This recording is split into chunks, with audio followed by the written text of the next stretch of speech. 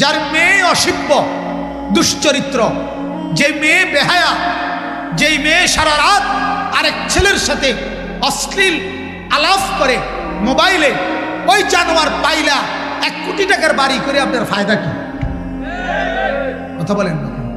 যার বিবিরে পুরা গ্যারাম দেখে, রাস্তার ড্রাইভার, রাস্তার বখাটের ছেলে, সবাই যার স্ত্রীকে মেয়েকে দেখে হাসে, টিটকারি করে, মস্কারি করে, এই পুরুষের জীবন বেঁচে থাকার চাইতে ওই পানিতে ডুব দিয়ে মরে যাওয়া ভালো।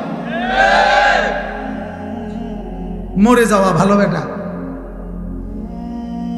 আপনি বলেন না ছেলেদের কি বলে, কি মজা পাইছে এই পর্যন্ত? হাজার হাজার মোবাইলের মধ্যে বেডি দেখা কি সুখ পাইছে? মিলছে কি জীবনে বলেন? অশ্লীলতার মধ্যে সুখ কি? গুনার মধ্যে সুখ কোথায়? নর্তকীর নাচের মধ্যে সুখ কোথায়? সে সুখে আছে? সে সুখে আছে যে হাসে, যে নায়ক নায়িকা মানুষের হাসি দেয়, ভালোবাসা শিখায়, তাদের জীবনেই তো ভালোবাসার বড় অভাব।